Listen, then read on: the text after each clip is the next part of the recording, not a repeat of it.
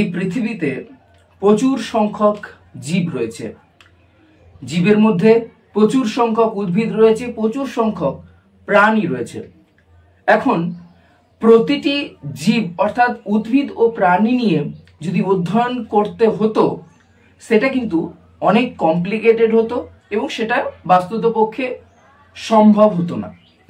এখন এই প্রতিটা জীব বা প্রতিটা উদ্ভিদ বা প্রাণী সম্বন্ধে জানার জন্য একটা স্পেশাল পদ্ধতি অবলম্বন করা হয় এবং যে পদ্ধতিটাকে বলা হয় ট্যাক্সোনমি।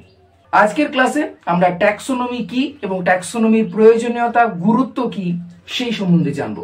সুতরাং ক্লাসটা একদম শেষ পর্যন্ত দেখো এবং এই টপিক থেকে এএনএম জিএনএম নার্সিং পরীক্ষায় যে প্রশ্নগুলো আসতে পারে, সম্ভাব্য যে ধরনের প্রশ্ন আসে, সেই টপিকটা এখানে আলোচনা করা হবে।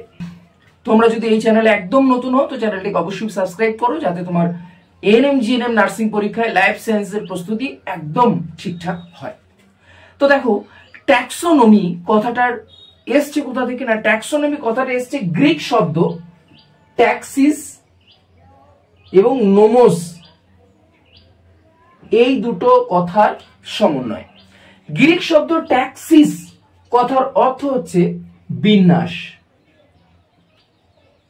অন্যদিকে নোমোস কথার অর্থ হচ্ছে নিয়ম বা বিধি। অর্থাৎ বুঝতেই পারছো ট্যাক্সোনমি মানে এখানে বিভিন্ন জীবের বিন্যাস করা হয়।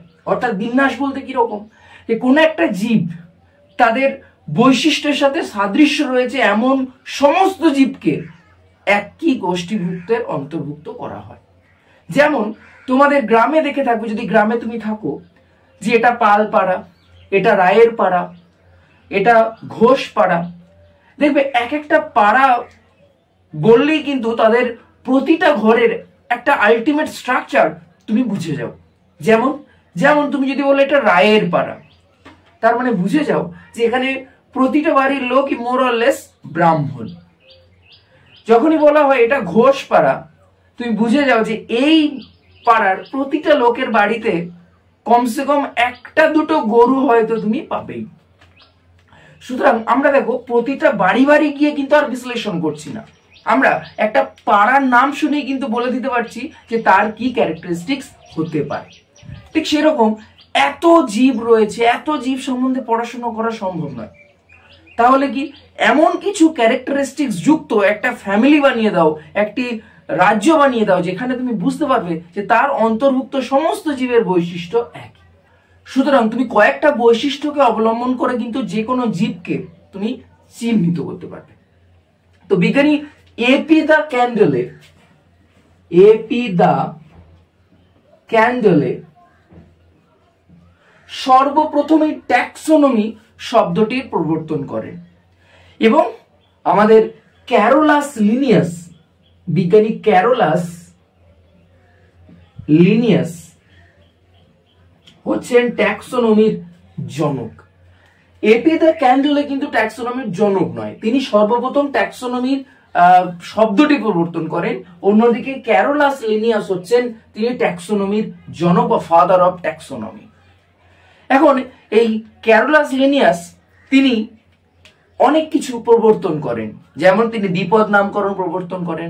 তার বেশ কিছু গুরুত্বপূর্ণ বইয়ের নাম তোমাদের জানতে হবে পরীক্ষার পয়েন্ট অফ ভিউতে। এখন ব্যাপারটা হচ্ছে যে কোন একটা অজ্ঞাত জীবকে আমি কি করে ট্যাক্সোনমির মাধ্যমে চিহ্নিত করব, বা কি করে আমি বুঝবো যে এই জীবটা কোন ফ্যামিলির।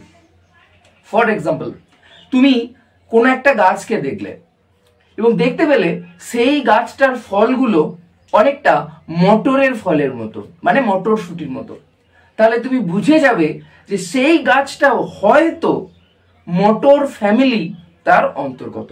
তাহলে আমি যে ফ্যামিলি বলছি এগুলো সম্বন্ধে আমাদের একটু জ্ঞান থাকা দরকার। তাহলে ট্যাক্সোনমির ধাপগুলো আমরা একে একে এবার জেনে নিই। না, এবার আসি আমরা ট্যাক্সোনমির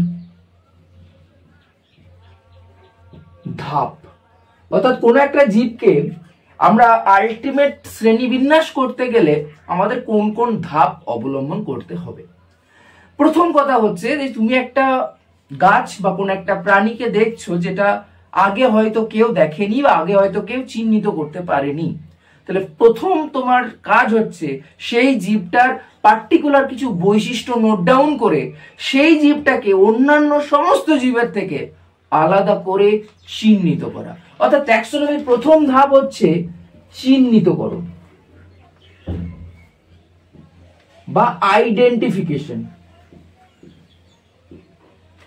চিহ্নিতকরণ যখনই হয়ে যাবে, চিহ্নিতকরণ মানে সেই জীবটা কিন্তু অন্যান্য জীবের থেকে আলাদা, সেই বৈশিষ্ট্যগুলোর ভিত্তিতে তোমাকে চিহ্নিত করতে হবে। যখনই চিহ্নিতকরণ হয়ে গেল, তুমি এরপর সেই জীবটার একটা নাম দেবে, তাহলে দেন নামকরণ বা নমেনক্লেচার। তাহলে চিহ্নিত করলে, চিহ্নিত করার পর তুমি একটা তার নাম দিলে। কেন নাম দিলে? কারণ দেখো, নাম না দিলে তুমি ওই জীব বললে বুঝতে পারবে না। বা আমাদের প্রত্যেকের নামকরণ করার পিছনে কারণ কি? কারণ যদি নামকরণ না হতো আমরা চিহ্নিত করার পরেও কিন্তু সেটা বোঝাতে পারতাম না, যার জন্য নামকরণ করতে হবে। এন্ড দ্য লাস্ট স্টেজ ট্যাক্সোনমির, সেটা হচ্ছে শ্রেণীবিন্যাসকরণ বা শ্রেণীবিন্যাস, ইংরেজিতে বলে ক্লাসিফিকেশন। অর্থাৎ কোন একটা জীবকে তুমি চিহ্নিত করবে, চিহ্নিত করার পর তার একটা নাম দেবে, তারপর এবার তুমি শ্রেণীবিন্যাস করবে। শ্রেণীবিন্যাস কিভাবে করবে না, একটা বই আছে যেমন বেন্থাম ও হুকারের ক্লাসিফিকেশন, সেখানে বইয়ে অলরেডি আছে যে এই এই বৈশিষ্ট্য থাকলে সেই উদ্ভিদটা এই ফ্যামিলির হবে, এই এই বৈশিষ্ট্য থাকলে এই ফ্যামিলির এই অন্তর্গত, মানে কোন ট্যাক্সনের অন্তর্গত হবে সেটা কিন্তু সেই বইয়ে অলরেডি মেনশন করা হয়েছে। তাহলে তুমি এখন বলবে যে স্যার ট্যাক্সন তাহলে কি? না, কোনো একটা জীবকে শ্রেণীবিন্যাস করতে গেলে আমাদের বেশ কিছু ট্যাক্সন গুরুত্বপূর্ণ ভূমিকা পালন করে। তাহলে তোমার মনে আসছে তাহলে ট্যাক্সন কি? তার আগে আমি বলে দিই, না ক্যারোলাস লিনিয়াস কোন একটা জীবের নামকরণ করার সময় তিনি দ্বিপদ নামকরণ প্রবর্তন করেন। দ্বিপদ নামকরণ অর্থাৎ প্রতিটা নামে একটা গণ থাকবে, একটা প্রজাতি থাকবে। কি গণ প্রজাতি সেগুলো এবার আমি আসি। না, এই শ্রেণীবিন্যাসের জন্য আমাদের বেশ কিছু ট্যাক্সন বা ধাপ গুরুত্বপূর্ণ। ক্লিয়ার? যেমন আমরা ট্যাক্সোনমির ধাপে দেখলাম 3টে প্রধান ধাপ গুরুত্বপূর্ণ, সেরকম শ্রেণীবিন্যাসের জন্য প্রধান 7টি ধাপ গুরুত্বপূর্ণ। কি কি? সেই 7টি ধাপ হলো, আমি এদিকে লিখছি, সেটি হচ্ছে রাজ্য,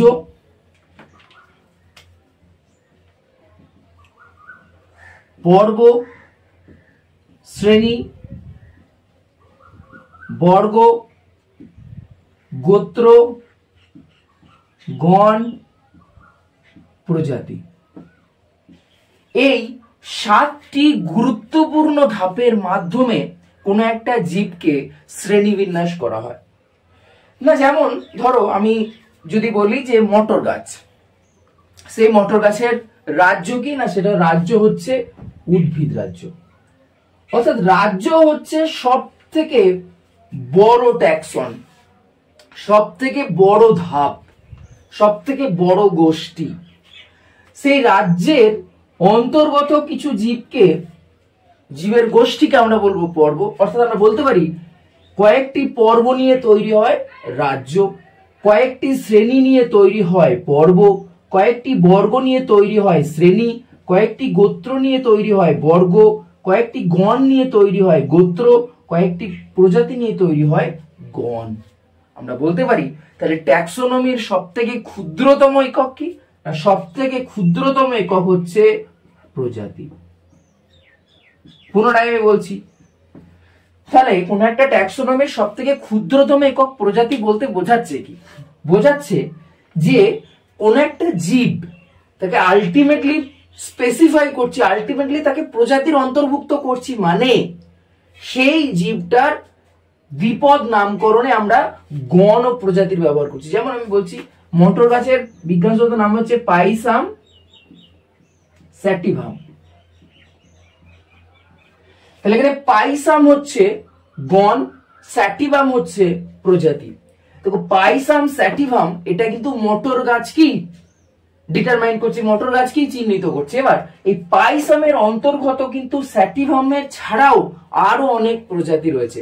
জানে আমি যেটা বলতে চাইছি যে একই গণের মধ্যে কিন্তু অনেকগুলো প্রজাতি থাকতে পারে। যেমন আমি যদি বলি সোলানাম, সোলানাম টিউবারোসাম।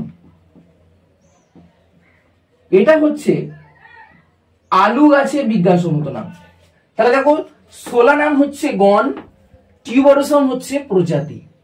অন্যদিকে সোলানাম, মেলাঞ্জনা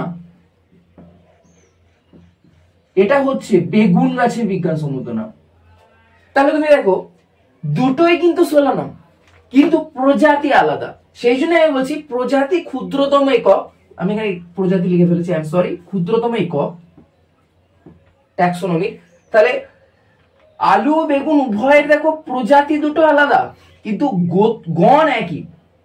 সেই জন্য আমরা বলছি যে একই গণের মধ্যে কিন্তু অসংখ্য প্রজাতি থাকতে পারে। উল্টো ভাবে বললে অসংখ্য প্রজাতি যুক্ত বা অসংখ্য প্রজাতির গোষ্ঠীকে বলবো গণ। অনেকগুলি গণ নিয়ে তৈরি হয় গোত্র, অনেকগুলো গোত্র নিয়ে তৈরি হয় বর্গ, অনেকগুলো বর্গ নিয়ে তৈরি হয় শ্রেণী, অনেকগুলো শ্রেণী নিয়ে তৈরি হয় পর্ব, অনেকগুলো পর্ব নিয়ে তৈরি হয় রাজ্য।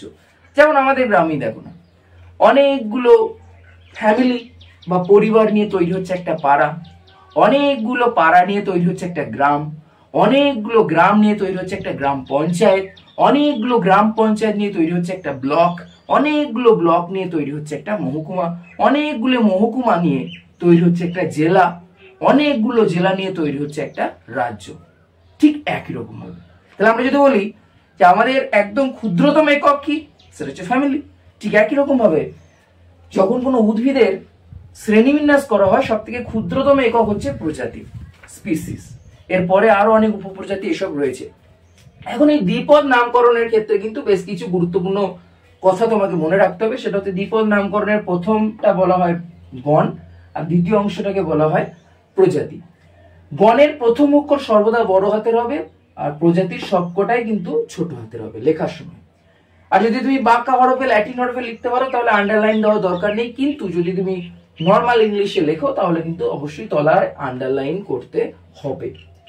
এবং এই দ্বিপদ নামকরণের সময় তুমি ধরো ভাবো যে দুজন বিজ্ঞানী একই সাথে নামকরণ করেছে, কারটা প্রকাশিত হবে না, যে আগে পাবলিশ করবে তারটা প্রকাশিত হবে। তো এই দ্বিপদ নামকরণ নিয়ে অনেক উদ্ভিদ এবং অনেক প্রাণী প্রজাতির নামকরণ ক্যারোলাস লিনিয়াস করেছিলেন, এবং একটা বিখ্যাত তার বই রয়েছে, সেই বই দুটোর নাম তোমাকে জানতে হবে। সেই বই দুটোর নাম তোমরা একটু নোট ডাউন করে নাও। একটা বই হচ্ছে স্পিসিস প্ল্যান্টেরাম, এটা হচ্ছে উদ্ভিদ, তিনি উদ্ভিদ নিয়ে অনেক উদ্ভিদের নামকরণ করেছে, সেই বইটার নাম হচ্ছে স্পিসিস প্ল্যান্টেরাম। আর একটা হচ্ছে সিস্টেমা ন্যাচুরি, এই বইটা অনেক প্রাণীর নামকরণ করা হয়েছে। এবং এই উভয় বই কার লেখা? উভয় বই হচ্ছে ক্যারোলাস লিনিয়াসের লেখা। তাহলে ক্যারোলাস লিনিয়াসের উদ্ভিদ সংক্রান্ত যে বই সেটা হচ্ছে স্পিসিস প্ল্যান্টেরাম, এবং প্রাণী সংক্রান্ত বা প্রাণীর নামকরণের যে বই সেটা হচ্ছে সিস্টেমা ন্যাচুরি। এখন এই যে ক্যারোলাস লিনিয়াস তো নামকরণ করে গেছেন, এখন তাহলে কোন একটা উদ্ভিদের নামকরণ বা কোন একটা প্রাণীর নামকরণ করে কোন সংস্থা?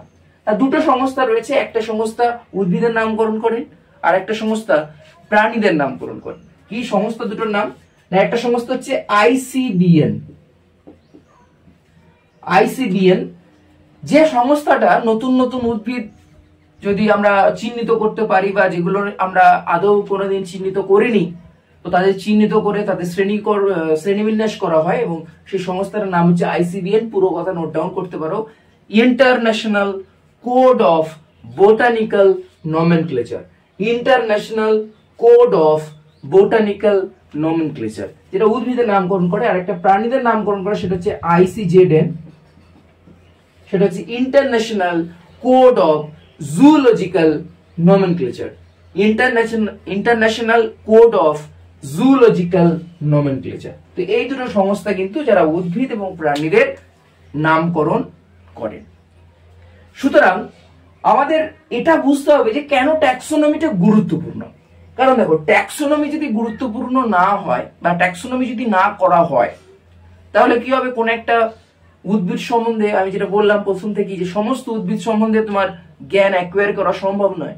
তাহলে ট্যাক্সোনমি তুমি যখনই বুঝবে তখনই তুমি যে কোনো একটা গাছকে তুমি জানো না সেই গাছটা কোন ফ্যামিলি বা কোন তোমার গোত্রের, তাহলে তুমি যখনই অন্য একটা উদ্ভিদের, ফর এক্সাম্পল তুমি মটর গাছের জানো যে ক্যারেক্টারিস্টিক্স এইগুলো, তুমি যখনই একটা শিশু গাছের ফল দেখবে ওই রকমই, তার মানে তুমি বুঝে যাবে যে মটর গাছ এবং শিশু গাছ দুটোই কিন্তু একই ফ্যামিলি।